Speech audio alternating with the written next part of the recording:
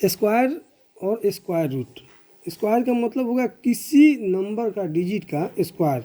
जैसे 2 का square equal to 2 into 2 equal to 4, 3 का square equal to 3 into 3 equal to 9, 4 का स्क्वायर कर देंगे तो कितना होगा राम? 16। 4 into 5 equal 16। इसी तरह वो नंबर का डिजिट, लेकिन अगर इसी का स्क्वायर रूट कर दे, जैसे 16 का 16 का जो स्क्वायर रूट करेंगे तो 16 को हम लोग इस प्रकार से लिखेंगे, मतलब कि जो 16 जो है 4 इंटू 4 है, जो 4 2 टाइम लिखा हुआ है इसको 1 टाइम लिखा जाता है। या 16 का स्क्वायर क्या होगा? 4 होगा। तो हम जब स्क्वायर रूट निकालते हैं इसको 2 तरीक़ों से निकालते हैं। एक मेथड क्या होता है, फैक्टराइजेशन मेथड, मतलब जो एलसीएम निकालते हैं गुणनखंड करके उस तरह से, और दूसरा डिवाइड मेथड। तो मान लीजिए कि हमारे पास में ज़्यादा अगर बड़ा नंबर है, 144 नंबर लेते हैं सिखाने के लिए, अगर इसका जो हम लोग जो है स्क्वायर रूट निकालना चाहेंगे तो पहला मेथड फैक्टराइजेशन मेथड। फैक्टराइजेशन मतलब 144 आपका है इस प्रकार से, और इसका फैक्टर निकालते हैं। 2 निकाले 7 दूनी 14, 2 72, 2 यहाँ पर कर दिए, ठीक समझ रहे हो ना? Yes sir. 2 3 6 और यहाँ पर 36 दूनी 72, फिर 2 से कर देंगे 2 1 2 और 8, फिर 2 से निकाल देंगे तो ये 9 हो गया। अब उसके बाद में क्या हो गया, 3 से 3 3 जा 9। अब इसको हम लिखते हैं, कितने टाइम में लिखेंगे? 2 इंटू 2 इंटू 2 इंटू 2, 1 2 3 4 टाइम है। उसके बाद में ये 3 और फिर ये बच गया 3। तो इसमें क्या है कि 2 के लिए 1 लिखा जाता है। जैसे ये निकाला जाएगा तो इसके 2 के लिए क्या लिखा जाएगा? 1 लिखा जाएगा। अगर ये ऐसा यहाँ पर दिया होगा तो यहाँ ध्यान लगाइए आप, 144 दिया गया है। अगर इसको फैक्टर ये कहीं साइड में कर लेते, इसका फैक्टराइजेशन जब करना होगा तो 144 को क्या करेंगे हम लोग कि जितना फैक्टर आ गया 2 इंटू 2 इंटू 2 इंटू 2 और इंटू 3 इंटू 3, ऐसे हम लोग कर लेंगे। तो क्या अगर 2 के लिए 1 लिखते हैं, जब ये रूट हटेगा तो क्या होगा? 2 के लिए 1 हो जाएगा, और ये 2 के लिए 1 हो जाएगा, और 3 के लिए 1 हो जाएगा। मल्टीप्लाई आप कर दीजिए इसको, 2 2 जा 4 4 3 जा 12। इसका आंसर कितना हो गया? 12। ये छोटा नंबर रहेगा तो इसमें फैक्टराइजेशन मेथड से इजी रहेगा। लेकिन बड़ा नंबर रहेगा तो इसके लिए स्क्वायर रूट निकालना बहुत दिक्कत होता है। तो डिवीजन मेथड नंबर 2 मेथड क्या है? ये डिवीजन मेथड।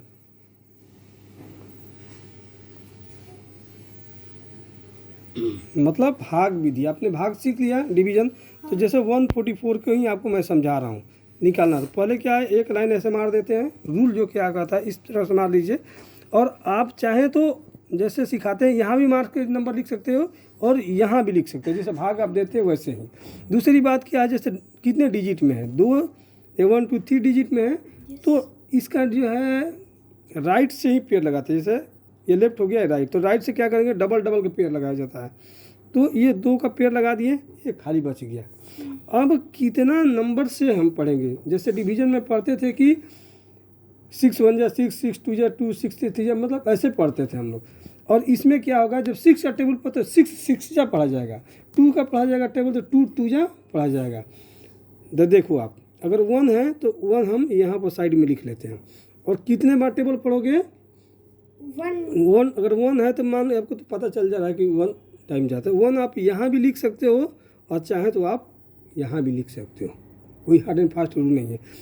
और यहाँ पर एक और रूल है कि अगर 1 1 जा 1, अगर मैं यहाँ 1 1 जा 1 1 1 नहीं लिखूँगा तो मुझे माइंड में ही इसका टेबल का दुगना वहाँ पर करना पड़ेगा। जैसे है 1 का टेबल 1 बार में हम पढ़े तो 1 आ गया, ठीक, और ये कट गया, ठीक। अब ये कितना बच गया? 44। तो ये क्या होगा, डबल उतरेगा। ऐसा नहीं कि जैसे डिवीजन में 1 उतार देते थे फिर डिवीजन देते थे, ऐसा नहीं। अब दोनों साथ में नीचे आएगा 44। अब 1 1 2, यहाँ पर इसके सामने 2 लिख देंगे, क्यों? इसमें हमको लिखने से इजी पड़ता है। अगर नहीं लिखेंगे तो माइंड में अपने आप मल्टीप्लाई करता, 1 1 2 7 रहता तो 7 2 जा 14 करना पड़ा। समझ में आ रहा है? समझ में आ रहा है आपको? अब 2 हो गया। अब हमें कितना टेबल पढ़ेंगे कि इतना आ जाए? इससे के बराबर होना चाहिए, इससे कम होना चाहिए, ज़्यादा नहीं होना चाहिए।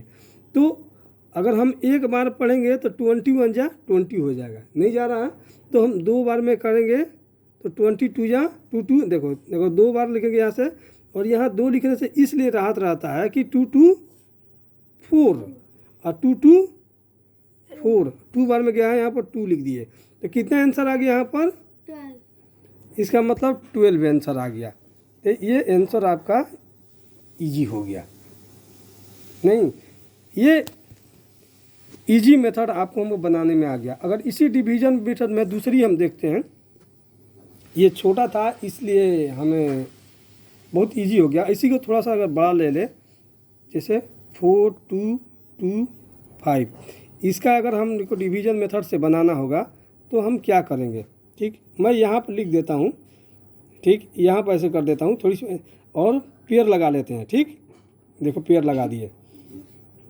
तो अब टेबल हमको पढ़ना है। कितना बार में 5 5 करेंगे तो 5 5 जा 25, नहीं जा रहा है। 6 से 6 6 जा 36, 7 से कहते हैं 7 7 जा 49 जा, तो 6 बार में 6 6 जा 36। अब क्योंकि अब हम 6 बार में ले जा रहे हैं तो 6 6 जा 36, 7 बार में ले जा रहे हैं तो इससे ज़्यादा हो रहा है, नहीं? तो हम इस प्रकार से लाइन मार देते हैं। ठीक है, 6 बार में ले गए हैं तो 6 यहाँ पर कर दी, 6 6 36। अब यहाँ से घटा दिए 6 हो गया, ये कट गया, नहीं? 6 6 ये 12 हमारा हो गया, नहीं?